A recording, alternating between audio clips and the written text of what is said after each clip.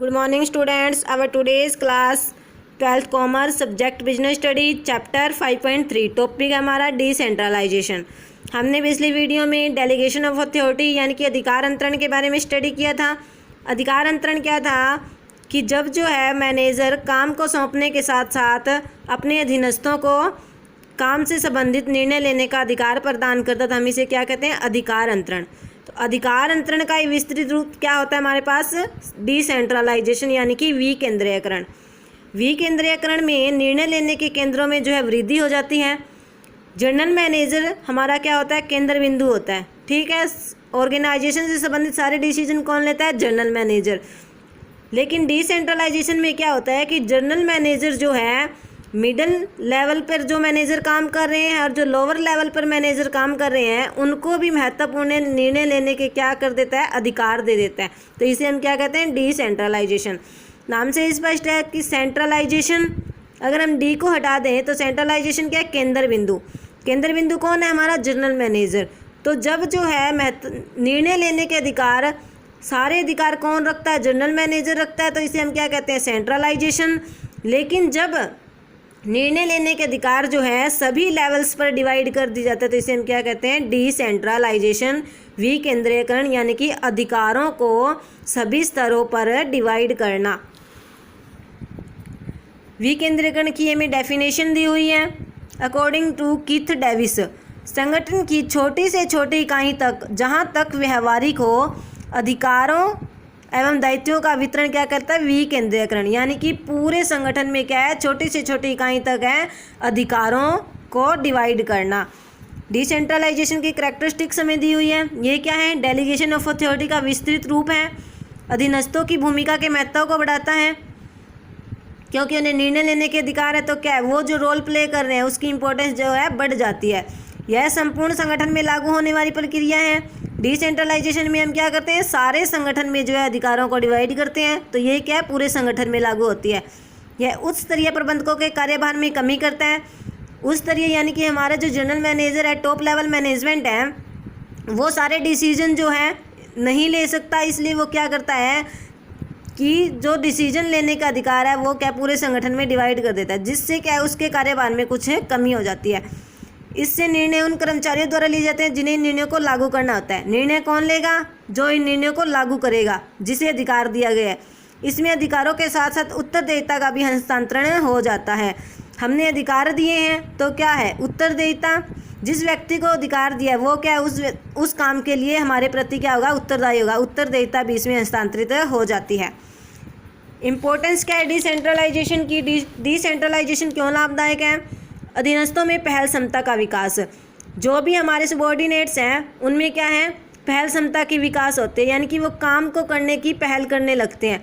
वो क्या है, व्यक्ति को सोचने पर मजबूर करते हैं और कुछ नया करने के लिए जो अधिकार दिए गए हैं वो कुछ नया करने के लिए व्यक्ति को मजबूर करते हैं, जिससे क्या होता है, पहल क्षमता जो है कर्मचारी में विकसित होती है। सेकेंड है भविष्य के लिए प्रबंधकीय योग्यता का विकास। विकेंद्रीयकरण के अंतर्गत जो है निम्नतम स्तर के प्रबंधकों को अपने कार्यों के संबंध में निर्णय लेने के अधिकार दिए जाते हैं, जिससे क्या होगा, निर्णय लेने के अवसर उन्हें प्राप्त होने पर सभी स्तरों के प्रबंधकों के ज्ञान एवं अनुभव में वृद्धि होती है। इससे प्रबंधकों में भविष्य में अधिक जिम्मेदारी सहन करने की योग्यता विकसित होती है, क्योंकि उन्हें अधिकार भी दिए गए हैं और अधिकार लेने का जो है, जो भी निर्णय ले गए वो क्या है, अपने काम के लिए, उनके काम के लिए सही होगा, जिससे क्या है उनकी नॉलेज और एक्सपीरियंस में वृद्धि होगी कि किस परिस्थिति में कौन सा डिसीजन लेना है। तो क्या है, उनकी योग्यता विकसित होती है।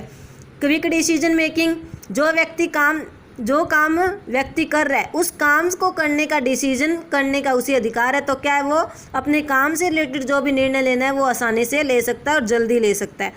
उच्च प्रबंध के कार्यभार में कमी, काम के साथ साथ क्या है, अधिकार भी सौंप दिए जाते हैं, तो जिससे क्या है, जो टॉप लेवल मैनेजमेंट है उसके कार्यभार में कुछ कमी होती है। अगर वो उन्हें अधिकार नहीं देगा तो सारे निर्णय किसे लेने पड़ेंगे, टॉप मैनेजमेंट को। लेकिन जब काम से संबंधित निर्णय लेने के अधिकार दे देगा तो क्या है, उसके कार्यभार में कुछ कमी हो जाएगी टॉप लेवल के कार्यभार में। फैसिलिटेट्स ग्रोथ, विकास में सहायक, ये क्या है, व्यक्ति में अधिकार देंगे तो क्या उस काम के प्रति क्या होगा, वो उत्तरदायी, तो जिससे क्या है उत्तरदायित्व की भावना पैदा होती है। व्यक्ति जो अपने काम के लिए उत्तरदायित्व की भावना पैदा होती हैं, जिससे क्या है कि एक व्यक्ति जो है दूसरे व्यक्ति से बढ़िया डिसीजन लेना, बढ़िया से बढ़िया काम करने की क्या है कोशिश करता है, जिससे क्या हमारे ऑर्गेनाइजेशन का विकास होता है। बेटर कंट्रोल, हम बेटर कंट्रोल किस प्रकार से कर सकते हैं, क्योंकि प्रत्येक विभाग के उद्देश्य प्राप्ति में योगदान का पता लगाया जा सकता है। प्रत्येक विभाग हैं, अलग अलग डिपार्टमेंट होते हैं, अपने अपने हिसाब से काम करेंगे और डिसीजन लेंगे, जिससे क्या है उस व्यक्ति ने ऑर्गेनाइजेशन के गोल को प्राप्त करने में जो भी हमें कंट्रीब्यूशन दिया है उसका हमें आसानी से पता लग सकता है, जिससे क्या हमारा जो कंट्रोल है वो अच्छा होता है। अगर किसी डिपार्टमेंट का जो परफॉर्मेंस है वो अच्छी नहीं है तो उसे हम आसानी से कंट्रोल कर सकते हैं। आगे हमारे पास डेलीगेशन ऑफ अथॉरिटी और डिसेंट्रलाइजेशन में डिफरेंस। नेचर, इसमें क्या है सभी संस्थाओं में ये ज़रूरी होता है, क्योंकि हम काम देंगे तो काम को करने का अधिकार तो हमें देना ही होगा। लेकिन डिसेंट्रलाइजेशन जो है सारी संस्थाओं में होना ज़रूरी नहीं है, क्योंकि ये जनरल मैनेजर सोचेगा कि उसे जो है अधिकार सौंपने हैं या नहीं सौंपने हैं लोअर लेवल के मैनेजमेंट को। फ्रीडम इन एक्शन, इसमें क्या है कम स्वतंत्रता होती है, क्योंकि अधिकार सौंपने के बाद भी अधिकार सौंपने वाले का अधीनस्थ पर पूरा नियंत्रण रहता है। डिसेंट्रलाइजेशन में स्वतंत्रता जो है वो ज़्यादा होती है। थर्ड हमारे पास स्टेटस, कार्य विभाजन के फलस्वरूप की जाने वाली प्रक्रिया है। अगर काम सौंपेंगे तो हमें अधिकार भी सौंपना होगा, लेकिन ये क्या है उच्च प्रबंध चाहेगा तो ही इस नीति को अपनाएगा। अगर उच्च प्रबंध टॉप लेवल मैनेजमेंट अधिकार नहीं सौंपना चाहता तो वो नहीं सौंपेगा, उस टॉप लेवल मैनेजमेंट की जो है यहाँ पे पॉलिसी चलेगी। स्कोप, अधिकार अंतरण अधिकारों के सीमित वितरण को प्रदर्शित करता है। इसमें क्या है एरिया जो है वो सीमित होता है, यहाँ एरिया क्या है विस्तृत होता है। पर्पज़, इसका पर्पज़ क्या है एक अधिकारी के कार्यभार को कम करना। इसका उद्देश्य क्या है संगठन में सत्ता का फैलाव करना, यानी कि संगठन में जितने भी मैनेजमेंट के लेवल है सभी को क्या है स्वामित्व सौंपना, निर्णय लेने का अधिकार सौंपना।